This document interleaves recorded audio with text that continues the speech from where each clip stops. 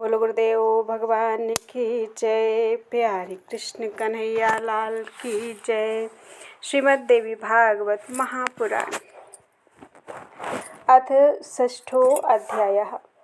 द्वितीय खंड का अष्टम स्कंध चल रहा है। कल 5 अध्याय हो चुके थे, आज 6वें अध्याय से भूमंडल के विभिन्न पर्वतों से निकलने वाली विभिन्न नदियों का वर्णन। श्री नारायण जी बोले, हे नारद, मैंने अरुणोदा नामक जिस नदी का वर्णन किया है वह मंदर पर्वत से निकलकर इलावृत के पूर्व भाग में प्रवाहित होती है। भगवती की अनुचरी स्त्रियों तथा यक्षों और गंधर्वों की पत्नियां अरुणोदा के जल में स्नान करने से उनके शरीर की दिव्य गंध से उसका जल सुवासित हो जाता है। उस सुगंध को लेकर बहता हुआ पवन चारों ओर की 10 योजन पर्यंत भूमि को सुगंधित कर देता है। इसी प्रकार पर्वत की अधिक ऊंचाई से गिरने के कारण हाथी के शरीर के समान विशाल आकार वाले गुठली रहित जम्बू फलों के फटने से निकले हुए रस के द्वारा जम्बू नामक नदी बन गई। वह मेरु मंदिर से पृथ्वी तल पर गिरती हुई इलावृत वर्ष से दक्षिण की ओर प्रवाहित होने लगी। जम्बूफल के स्वाद से संतुष्ट होने वाली भगवती जाम्बवादिनी नाम से विख्यात हैं। वहाँ के देवता, नाग, ऋषि, राक्षस तथा अन्य लोगों के लिए सभी प्राणियों पर दया करने वाली ये भगवती मान्य तथा पूजा के योग्य हैं। ये स्मरण करने वाले पापियों को पवित्र कर देने वाली तथा उनके रोगों को नष्ट कर देने वाली हैं। देवताओं की भी वंदनीय इन भगवती का कीर्तन करने से विघ्नों का नाश हो जाता है। कोकिलाक्षी, कामकला, करुणा, कामपूजिता, कठोर विग्रह, धन्या, नाकिमान्या, गभस्तिनी इन नामों का उच्चारण करके मनुष्यों को सदा देवी का जप करना चाहिए। जम्बू नदी के तटों पर विद्यमान जो मिट्टी है वह जम्बू रस से सिक्त होकर और पुनः सूर्य और वायु के संपर्क से सुवर्ण बन जाती है। उसी से विद्याधरों और देवताओं की स्त्रियों के अनेक उत्तम आभूषण बने हैं। वह जाम्बू नद सुवर्ण देव निर्मित कहा गया है। सदा अपनी स्त्रियों की कामना पूर्ण करने वाले देवता गण उसी सुवर्ण से मुकुट, करधनी और केयूर आदि का निर्माण करते हैं। कदम्ब का एक विशाल वृक्ष सुपार्श्व पर्वत पर विराजमान बताया गया है। उसके कोटरों से जो 5 धाराएं निकली हुई बताई गई हैं वे सुपार्श्व गिरि के शिखर पर गिरकर पृथ्वी तल पर आईं। वे 5 मधु धाराएं इलावृत वर्ष के पश्चिम भाग में प्रवाहित होती हैं। इनका सेवन करने वाले देवताओं के मुख की सुगंधी लेकर प्रवाहित होता हुआ पवन चारों ओर 100 योजन तक की भूमि को सुवासित कर देता है। भक्तों का काम सिद्ध करने वाली महादेवी धारेश्वरी वहाँ वास करती हैं। देव पूज्या, महोत्साह, कालरूपा, महानना, कर्मफलदा, कांतारह, ग्रहणेश्वरी, करालदेहा, कालांगी और कामकोटि प्रवर्तनी इन नामों से सर्वसुरेश्वरी भगवती की पूजा करनी चाहिए। इसी प्रकार कुमुद पर्वत के ऊपर शतवल नाम से प्रसिद्ध जो बट वृक्ष है उसकी शाखाओं से नीचे गिरते हुए रस से बहुत से नद हो गए हैं। कुमुद गिरी के शिखर से नीचे की ओर गिरने वाले वे सभी नद दूध, दही, मधु, घी, गुड़, अन्न, वस्त्र, शैया, आसन तथा आभूषण आदि के द्वारा सबके मनोरथों को पूर्ण करने वाले हैं। वे इलावृत वर्ष के उत्तर भाग की संपूर्ण भूमि को आप्लावित किए रहते हैं। इन्हीं के तट पर देवताओं और दानवों द्वारा नित्य उपासित भगवती मीनाक्षी प्रतिष्ठित हैं। नीलांबरा, रौद्रमुखी, नीलालकयुता, अतिमान्या, अतिपूज्या, मत्तमातंगगामिनी, मदनोन्मादिनी, मानप्रिया, मानप्रियांतरा, मारवेगधरा, मारपूजिता, मारमादिनी, मयूर वर्षोबाढ्या तथा शिखिवाहन गर्भभू इन नामों से युक्त पदों के द्वारा स्वर्गवासी देवताओं को अभीष्ट फल तथा वर प्रदान करने वाली देवी की वंदना करनी चाहिए। सदा परब्रह्म से सान्निध्य रखने वाली वे भगवती मीनाक्षी जप तथा ध्यान करने वाले प्राणियों को सम्मान प्रदान करती हैं। उन नदों का जल पीने से चैतन्य प्राप्त करने वाले प्राणियों के शरीर पर झुर्रियों तथा केसों की सफेदी के लक्षण कभी कहीं नहीं दिखाई पड़ते। थकान, पसीने आदि में दुर्गंधि, जरा, रोग, भय, मृत्यु, भ्रम, शीत एवं उष्ण, वायु विकार, मुख पर उदासी एवं अन्य आपत्तियां कभी नहीं उत्पन्न होती हैं और जीवन पर्यंत प्राणी को सुख मिलता है। और वह सुख पूर्ण रूप से निरंतर बढ़ता ही रहता है। हे नारद, अब मैं उस सुमेरु नामक सुवर्णमय पर्वत के अवान्तर पर्वतों का वर्णन करूंगा। इस पर्वत से पृथक 20 पर्वत हैं जो कर्णिका के समान हैं। उनके मूल भाग में सुमेरु पर्वत है और उसको चारों ओर से घेर कर वे सभी पर्वत पुष्प के केसर के रूप में विराजमान हैं। उनके नाम ये हैं: शृण्वत, कुरंग, कुरग, कुसुम्भ, विकंकत, त्रिकूट, शिशिर, पतंग, रुचक, निषद, श्रीनिवास, कपिल, शंख, वैदूर्य, अरुधि, हंस, ऋषभ, नाग, कालंजर और नारद। ये 20 पर्वत हैं। इति श्रीमद्देवी भागवते महापुराणे अष्टादशसहस्रयां संहितायां अष्टम स्कंधे भुवन कोश वर्णने अरुणोदादीन् नदीनां निसर्ग स्थान वर्णनम नाम षष्ठो अध्यायः। बोलो वृंदावन बिहारी लाल की जय। अथ सप्तमो अध्यायः। सुमेरु पर्वत का वर्णन तथा गंगा अवतरण का आख्यान। श्री नारायण बोले, हे नारद, सुमेरुगिर के पूर्व में 18,000 योजन लंबाई तथा 2,000 योजन चौड़ाई तथा ऊंचाई वाले 2 पर्वत हैं। वे दोनों श्रेष्ठ पर्वत जठर और देवकूट हैं। सुमेरु के पश्चिम में भी 2 पर्वत हैं। उनमें पहला पवमान और दूसरा पारियात्र नाम से विख्यात है। वे दोनों पर्वत जठर तथा देवकूट के ही समान ऊंचाई तथा विस्तार वाले कहे गए हैं। सुमेरु के दक्षिण में कैलाश और करवीर नाम से विख्यात 2 पर्वत हैं। ये दोनों विशाल पर्वतराज पहले के ही समान लंबाई तथा चौड़ाई वाले हैं। इसी प्रकार सुमेरु के उत्तर में त्रिशृंग और मकर नामक 2 पर्वत स्थित हैं। सूर्य की भांति सदा प्रकाश करता हुआ यह सुवर्णमय सुमेरु पर्वत इन्हीं 8 पर्वत श्रेष्ठों में चारों तरफ से घिरा हुआ है। इस सुमेरु पर्वत के शिखर पर ठीक मध्य में पद्मयोनि ब्रह्मा जी की पुरी है। यह 10,000 योजन के विस्तार में विराजमान है। तत्वज्ञानी विद्वान महात्मागण समचौकोर इस सुवर्णमयी पुरी के विषय में कहते हैं कि उस पुरी के चारों ओर 8 लोकपालों के श्रेष्ठ पुरियां प्रसिद्ध हैं। सुवर्णमयी वे पुरियां दिशा तथा रूप के अनुसार स्थापित हैं। 2,500 योजन के विस्तार में इनकी रचना की गई। इस प्रकार सुमेरु पर्वत पर ब्रह्म तथा इंद्र, अग्नि आदि लोकपालों की क्रमशः मनुवती, अमरावती, तेजोवती, संयमनी, कृष्णांगना, श्रद्धावती, गंधवती, महोदया और यशोवती ये 9 पुरियां प्रतिष्ठित हैं। हे नारद, यज्ञमूर्ति सर्वव्यापी भगवान विष्णु के बाएं पैर के अंगूठे के नख से आघात के कारण ब्रह्मांड के ऊपरी भाग में हुए छिद्र के मध्य से गंगा प्रकट हुई और हे विभो, वे स्वर्ग के शिखर पर आकर रुक गईं। संपूर्ण प्राणियों के पापों का नाश करने वाले जल से परिपूर्ण ये गंगा संसार में साक्षात विष्णुपदी के नाम से प्रसिद्ध हैं। 1000 युग का अत्यंत दीर्घ समय बीतने पर संपूर्ण देव नदियों की स्वामिनी वे भगवती गंगा स्वर्ग के शिखर पर गईं। जहाँ आई थी वह स्थान तीनों लोक में विष्णुपद नाम से विख्यात है। यह वही स्थान है जहाँ उत्तानपाद के पुत्र परम पवित्र ध्रुव रहते हैं। भगवान के दोनों चरण कमलों के पवित्र पराग धारण किए हुए वे परम पुण्यात्मा राजर्षि ध्रुव अचल पदवी का आश्रय लेकर आज भी वहीं पर विराजमान हैं। गंगा के प्रवाह को जानने वाले तथा सभी प्राणियों के हित की कामना करने वाले उदार हृदय सप्तऋषि भी वहीं रहते हैं और उनकी प्रदक्षिणा किया करते हैं। आत्यंत की सिद्धि अर्थात मोक्ष स्वरूपिणी ये गंगा तपस्या करने वाले पुरुषों को सिद्धि देने वाली हैं। ऐसा समझकर सिर पर जटाजूट धारण करने वाले वे सिद्धगण उनमें निरंतर स्नान करते रहते हैं। तत्पश्चात वे गंगा विष्णु पद से चलकर हजारों करोड़ों विमानों से व्याप्त देव मार्ग पर अवतरित होती हैं। देव मार्ग पर अवतरित होती हुई चंद्रमंडल को आप्लावित करके ब्रह्मलोक में पहुंची। हे नारद, वहां ब्रह्मलोक में वे देवी गंगा 4 भागों में विभक्त होकर 4 नामों से चारों दिशाओं में प्रवाहित हुईं और अंत में वे नद तथा नदियों के स्वामी समुद्र में मिल गईं।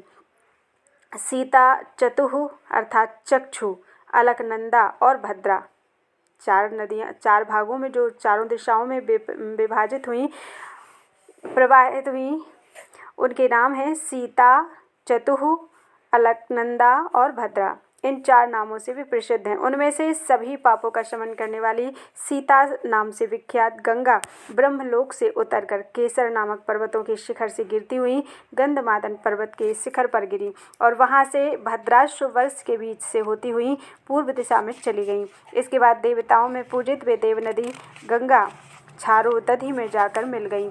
तदनंतर चक्षु नाम वाली दूसरी गंगा माल्यवान पर्वत के शिखर से निकली और अत्यंत वेग के साथ बहती हुई केतुमाल वर्ष में आ गईं। पुनः देवबंदिया वे देव नदी गंगा पश्चिम दिशा में आ गई और अंत में सागर में समाविष्ट हो गई। हे नारद, तीसरी वह पुण्यमयी धारा अलकनंदा नाम से विख्यात है। वह ब्रह्मलोक के दक्षिण से होकर बहुत से वनों और पर्वत शिखरों को पार करके पर्वत श्रेष्ठ हेमकूट पर पहुंची। यहाँ से भी निकलकर वह अत्यंत वेग के साथ बहती हुई भारतवर्ष में आ गई। इसके बाद नदियों में श्रेष्ठ अलकनंदा नामक वह तीसरी नदी दक्षिण समुद्र में मिल गई, जिसमें स्नान के लिए प्रस्थान करने वाले मनुष्यों को पग पग पर राजसूय तथा अश्वमेध आदि का फल भी दुर्लभ नहीं है। तदनंतर भद्रा नामक चौथी धारा श्रृंगवान पर्वत से निकली। तीनों लोगों को पवित्र करने वाली यह गंगा उत्तर कुरु प्रदेशों को भली भांति तृप्त करती हुई अंत में समुद्र में मिल गई। हे नारद, अन्य बहुत से नद और नदियाँ प्रत्येक वर्ष में हैं। प्रायः ये सभी मेरु और मंदार पर्वत से ही निकले हुए हैं। उन 9 वर्षों में भारतवर्ष कर्म क्षेत्र कहा गया है। अन्य 8 वर्ष पृथ्वी पर रहते हुए भी स्वर्ग भोग प्रदान करने वाले हैं। हे नारद, ये वर्ष स्वर्ग में रहने वाले पुरुषों के शेष पुण्यों को भोगने के स्थान हैं। देवताओं के समान स्वरूप तथा वज्र तुल्य अंगों वाले उन पुरुषों की आयु 10,000 वर्ष होती है। 10,000 हाथियों के बल से संपन्न वे पुरुष स्त्रियों से समन्वित यथेच्छ काम क्रीड़ा से संतुष्ट तथा सुखी रहते हैं। वहाँ की स्त्रियाँ अपनी आयु समाप्त होने के 1 वर्ष पूर्व तक गर्भ धारण करती हैं। वहाँ पर सदा त्रेता युग के समान विद्यमान रहता है। इति श्रीमद्देवी भागवते महापुराणे अष्टादशसहस्रयां संहितायां अष्टम स्कंधे भुवनकोश वर्णने नाम पर्वत नदी वर्षादि वर्णनम नाम सप्तमो अध्यायः। बोलो वृंदावन बिहारी लाल की जय। अथ अष्टमो अध्यायः। इलावृत वर्ष में भगवान शंकर द्वारा भगवान श्रीहरि के संकर्षण रूप की आराधना तथा भद्राश्व वर्ष में भद्रश्रवा द्वारा हयग्रीव की उपासना। श्री नारायण बोले, उन 9 वर्षों में रहने वाले सभी देवेश पूर्वोक्त स्तोत्रों तथा जप ध्यान और समाधि के द्वारा महादेवी की उपासना करते हैं। सभी ऋतुओं में खिलने वाले पुष्पों के समूहों से सुशोभित अनेक वन उनमें विद्यमान हैं, जहाँ फलों तथा पल्लवों की शोभा निरंतर बनी रहती है। उन वर्षों में विद्यमान सभी वनोद्यानों, पर्वत शिखरों तथा सभी गिरि कंदराओं में और खिले हुए कमलों से शोभायमान तथा हंस, सारस आदि भिन्न भिन्न जाति के पक्षियों की ध्वनि से निनादित निर्मल जल वाले सरोवरों में वहाँ के देवता गण जल क्रीड़ा आदि विचित्र विनोदों के द्वारा क्रीड़ा करते हैं और ललित भौहों वाली सुंदरियों के विलास भवनों में उन युवतियों के साथ यथेच्छ विहार करते हैं। उन 9 वर्षों में सभी लोगों पर अनुग्रह रस से परिपूर्ण दृष्टि रखने वाले नारायण नाम से प्रसिद्ध भगवान आदि पुरुष भगवती की आराधना करते हुए विराजमान रहते हैं और वहाँ सभी लोग उनकी पूजा करते हैं। वे भगवान लोगों से पूजा स्वीकार करने के निमित्त अपने विभिन्न मूर्तियों के रूप में समाहित होकर वहाँ विराजमान रहते हैं। इलावृत वर्ष में भगवान श्री हरि ब्रह्मा जी के नेत्र से उत्पन्न भाव रूप में अपनी भार्या भवानी के साथ नित्य निवास करते हैं। उस क्षेत्र में कोई दूसरा प्रवेश नहीं कर सकता। वहां जाने पर भवानी के शाप से पुरुष तत्काल नारी हो जाता है। वहां भवानी की सेवा में संलग्न असंख्य स्त्रियों तथा अपने करोड़ों गणों से घिरे हुए देवेश्वर भगवान शिव संकर्षण देव की आराधना करते हैं। वे अजन्मा भगवान शिव सभी प्राणियों के कल्याणार्थ तामस प्रकृति वाली अपनी ही उस संकर्षण नामक चौथी मूर्ति का एकाग्र मन से ध्यान योग के द्वारा चिंतन करते रहते हैं। श्री भगवान बोले, सभी गुणों के अभिव्यक्ति रूप अनंत अव्यक्त और ओमकार स्वरूप परम पुरुष भगवान को नमस्कार है। हे भजनीय प्रभु, भक्तों के आश्रय स्वरूप चरण कमल वाले समग्र ऐश्वर्यों के परम आश्रय, भक्तों के सामने अपना भूत भावन स्वरूप प्रकट करने वाले और उनका सांसारिक बंधन दूर करने वाले, किंतु अभक्तों को सदा भव बंधन में बांधे रहने वाले आप परमेश्वर का मैं भजन करता हूँ। हे प्रभु, मैं क्रोध को नहीं जीत सका हूँ तथा मेरी दृष्टि पाप से लिप्त हो जाती है, किंतु आप तो संसार का नियमन करने के लिए साक्षी रूप से उसके व्यापारों को देखते रहते हैं। फिर भी मेरी तरह आपकी दृष्टि उन मायिक गुणों तथा कर्म वृत्तियों से प्रभावित नहीं होती। ऐसी स्थिति में अपने मन को वश में करने की इच्छा वाला कौन पुरुष ऐसे आपका आदर नहीं करेगा। मधुपान करके लाल आंखों वाले मदमत्त की भांति जो प्रभु माया के कारण विकृत नेत्रों वाले दिखाई पड़ते हैं, जिन प्रभु के चरणों का स्पर्श करके नाग पत्नियों का मन मोहित हो जाता है और लज्जावश वे अन्य प्रकार से उपासना नहीं कर पाती, उन प्रभु को मेरा नमस्कार है। वेद के मंत्र जिन्हें जगत की उत्पत्ति, स्थिति और लय का कारण बताते हैं, परंतु वे तीनों से रहित हैं, और जिन्हें ऋषिगण अनंत कहते हैं, जिनके सहस्र मस्तकों पर स्थित यह भूमंडल सरसों के दाने के समान प्रतीत होता है, और जिन्हें यह भी नहीं ज्ञात होता कि वह कहाँ स्थित है, उन प्रभु को मेरा नमस्कार है। जिनसे उत्पन्न हुआ मैं अहंकार रूप अपने त्रिगुणमय तेज से देवता, इंद्रिय और भूतों की रचना करता हूँ, वे विज्ञान के आश्रय भगवान ब्रह्मा जी भी आपके ही महत्तत्व संज्ञक प्रथम गुणमय स्वरूप हैं। महत्तत्व अहंकार, इंद्रियाभिमानी देवता, इंद्रियां और 5 महाभूत आदि हम सभी महात्मा लोग डोरी में बंधे हुए पक्षी की भांति जिनकी क्रिया शक्ति के वशीभूत होकर और जिनकी कृपा के द्वारा इस जगत की रचना करते हैं, उन प्रभु को मेरा नमस्कार है। सत्वादि गुणों की सृष्टि से मोहित यह जीव जिनके द्वारा रचित तथा कर्म बंधन में बांधने वाली माया को तो कदाचित जान लेता है, किंतु उससे छूटने का उपाय उसे सरलतापूर्वक नहीं ज्ञात हो पाता। उन जगत की उत्पत्ति तथा लय रूप आप परमात्मा को मेरा नमस्कार है। श्री नारायण बोले, हे नारद, इस प्रकार देवी के गणों से घिरे हुए वे भगवान रुद्र इलावृत वर्ष में सर्वसमर्थ परमेश्वर संकर्षण की उपासना करते हैं। उसी प्रकार भद्राश्व वर्ष में भद्रशवा नामक भी धर्मपुत्र और उनके कुल के प्रधान पुरुष तथा सेवक भी भगवान वासुदेव की हयग्रीव नाम से प्रसिद्ध हय मूर्ति को एकनिष्ठ परम समाधि के द्वारा अपने हृदय में धारण किए रहते हैं, और इस प्रकार उस हय मूर्ति रूप भगवान वासुदेव की स्तुति करते हुए उनके समीप रहते हैं। भद्रश्रवा बोले, चित्त को शुद्ध करने वाले ओमकार स्वरूप भगवान धर्म को नमस्कार है। अहो, ईश्वर की लीला बड़ी विचित्र है कि यह जीव संपूर्ण लोगों का संहार करने वाले काल को देखता हुआ भी नहीं देखता, और तुच्छ विषयों का सेवन करने के लिए कुत्सित चिंतन करता हुआ अपने ही पुत्र तथा पिता को भी जलाकर स्वयं जीवित रहने की इच्छा करता है। हे अज, विद्वान पुरुष इस विश्व को नाशवान बताते हैं, और अध्यात्म को जानने वाले सूक्ष्मदर्शी महात्मा भी जगत को इसी रूप में देखते हैं, फिर भी वे आपकी माया से मोहित हो जाते हैं। अतः मैं विस्मयकारक कृत्य वाले उस अजन्मा प्रभु को नमस्कार करता हूँ। माया के आवरण से रहित आपने अकर्ता होते हुए भी विश्व की उत्पत्ति, पालन तथा संहार का कार्य अंगीकृत किया है। यह उचित ही है। सर्वात्म रूप तथा कार्य कारण भाव से सर्वथा अतीत आपके लिए यह कोई आश्चर्य नहीं है। जब प्रलय काल में तमोगुण से युक्त दैत्यगण वेदों को चुरा ले गए थे, तब ब्रह्मा जी के प्रार्थना करने पर मनुष्य और अश्व के संयुक्त विग्रह वाले जिन्होंने रसातल से उन्हें ला दिया था, ऐसा अमोघ हित करने वाले उन आप प्रभु को नमस्कार है।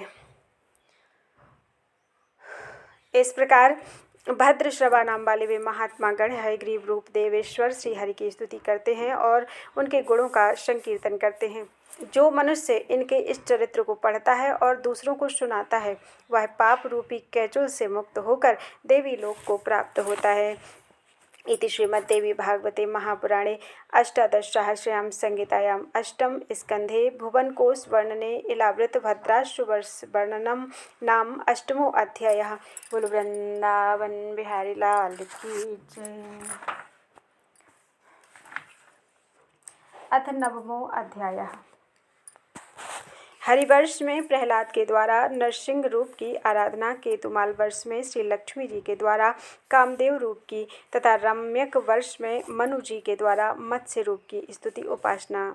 श्री नारायण बोले, हे नारद, पापों का नाश करने वाले, योग से युक्त आत्मा वाले तथा भक्तों पर अनुग्रह करने वाले भगवान नरसिंह हरिवर्ष में प्रतिष्ठित हैं। भगवान के गुण तत्वों को जानने वाले परम भागवत असुर प्रहलाद उनके दयामय रूप का दर्शन करते हुए भक्ति भाव से युक्त होकर उनकी स्तुति करते हैं। प्रहलाद बोले, तेजों के भी तेज ओमकार स्वरूप भगवान नरसिंह को बार बार नमस्कार है।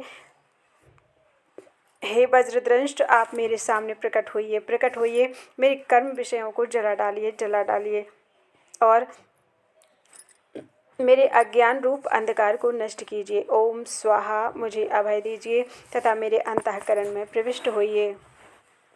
ओम क्षौम, हे प्रभु, अखिल जगत का कल्याण हो, दुष्ट लोग शुद्ध भावना से युक्त हों, सभी प्राणी अपने मन में एक दूसरे के कल्याण का चिंतन करें, हम सब का मन शुभ मार्ग में प्रवृत्त हो और हमारी मति निष्काम भाव से युक्त होकर भगवान श्री हरि में प्रविष्ट हो।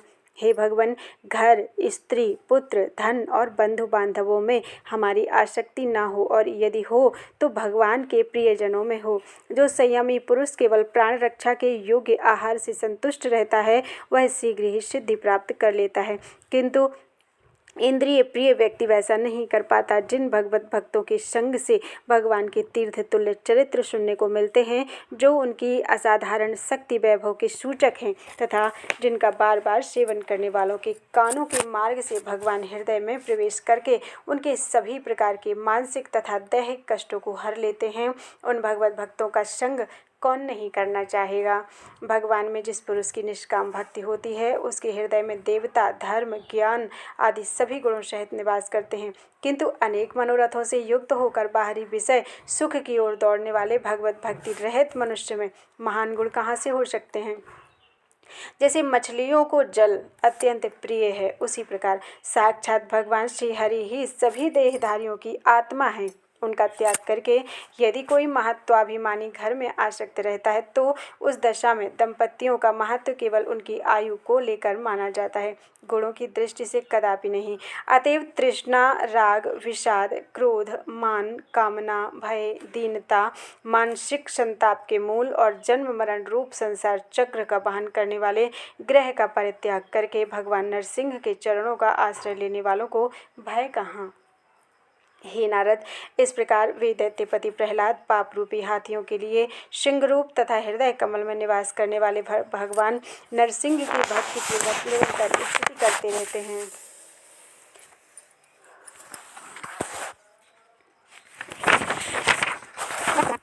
केतुमाल वर्ष में भगवान श्रीहरि कामदेव का रूप धारण करके प्रतिष्ठित हैं। उस वर्ष के अधीश्वरों के लिए वे सर्वदा पूजनीय हैं।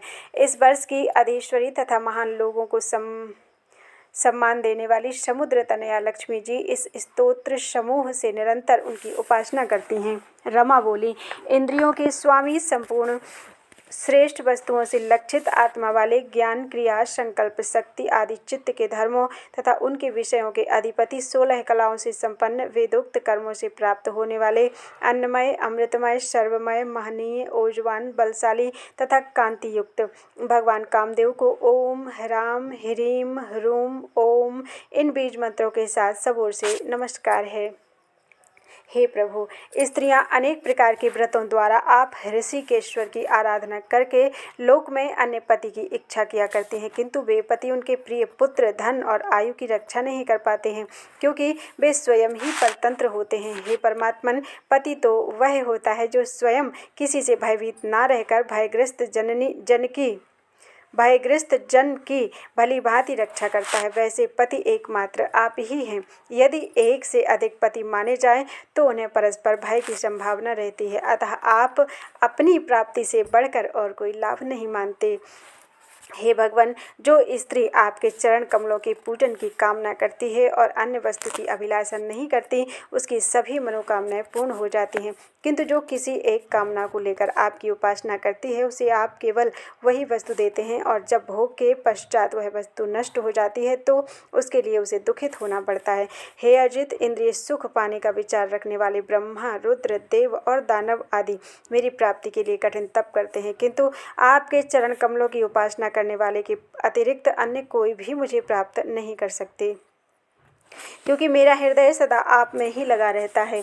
हे अच्युत, आप अपने जिस वंदनीय कर कमल को भक्तों के मस्तक पर रखते हैं उसे मेरे भी सिर पर रखिए। हे वरेण्य, आप मुझे केवल श्रीवत्स के रूप से अपने वक्षस्थल पर ही धारण करते हैं। माया से की हुई आप परमेश्वर की लीला को जानने में भला कौन समर्थ है। हे नारद, इस प्रकार केतुमाल वर्ष में लक्ष्मी जी तथा इस वर्ष के अन्य प्रजापति आदि प्रमुख अधीश्वर भी कामना सिद्धि के लिए कामदेव रूपधारी लोकबंधु स्वरूपी श्रीहरि की स्तुति करते हैं। रम्यक नामक वर्ष में मनु जी भगवान श्रीहरि की देवदानव पूजित सर्वश्रेष्ठ मत्स्य मूर्ति की निरंतर इस प्रकार स्तुति करते हैं। मनु जी बोले, सबसे प्रधान सत्वमय, प्राण सूत्रात्मा, ओजस्वी तथा बलयुक्त ओमकार स्वरूप भगवान मत्स्य को बारंबार नमस्कार है।